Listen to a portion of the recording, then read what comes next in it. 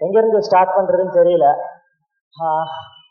First இந்த project எப்படி நடந்துச்சுன்னா, என்னோட பிரதர் மை டிஓபி நிக்கத் பூமி, ஸோ எல்லாரும் மாதிரி அசிஸ்டன்ட் டைரக்டராக ஒர்க் பண்ணேன் நான் சுதா மேம்கிட்ட அரௌண்ட் 7 years. Thank you ma'am. அங்கே முடிச்சுட்டு கதை எழுதிட்டு எதனா பண்ணுறதுன்னு தெரியவே இல்லை. கதை எழுதியாச்சு, டோராக தட்டுறோம், ஸ்டேஜாக ஏறுறோம், ஒன்றுமே நடக்கல. ஸோ ஒரு நாள் வந்துட்டு சரி கதை நடக்கவே இல்லையோ, நம்ம போயிட்டு நம்ம ஃப்ரெண்டு கிட்ட கதை சொல்லுவோம், ரியாக்ஷனாவது பார்த்துட்டு வருவோம், அவ்வளோதான். இந்த ப்ராஜெக்ட் நடக்கணும்னே நான் அந்த கதையை சொல்லலை, போயிட்டு ரியாக்ஷன் பார்த்து ஸ்கிரிப்ட்ல கரெக்ட் பண்ணலாம் ஏதாவது இருந்துச்சுன்னா அப்படின்னு நினைச்சுதான் நான் போயிட்டு நிக்கத்து கதை சொன்னேன். நிக்கத்தும் மேர்சியும் தான் கேட்டாங்க. ஸோ கதை கேட்டு அவங்க பயங்கரமா என்ஜாய் பண்ணாங்க. ஓகே டன் டன் பாய் அப்படிங்கும் போது, மச்சான் எனக்கு கதை ரொம்ப பிடிச்சிருக்குடா, நான் மைத்திரிட்ட பேசுறேன் அப்படின்னு சொன்னாரு.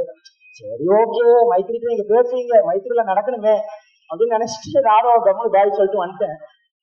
பார்த்தா திடீர்னு ஒரு நாள் போன் அடிச்சு ப்ரொடியூசரை பார்க்க போலாம் வா அப்படின்னு கூப்பிட்டு போனாரு. அங்க போனேன், ப்ரொடியூசரையும் பார்க்க போனேன். காலையில ஹைதராபாத்ல போயிட்டு ஒரு 8 மணிக்கெல்லாம் இறங்கிட்டேன். 3 மணிக்கு தான் அப்பாயின்மெண்ட். 8 மணிக்கெல்லாம் இறங்கிட்டேன். நைட்லாம் தூக்கம் இல்லை. ஒரு 5 hour என்ன பண்றதுன்னு தெரியல. அப்படியே ஹைதராபாத் ஜூப்ளி ரோட்ல அப்படியே சுத்திட்டு இருந்தேன், என்ன பண்றதுன்னு தெரியாம. எப்படா 3 மணி வரும் அப்படின்னு சொல்லிட்டு.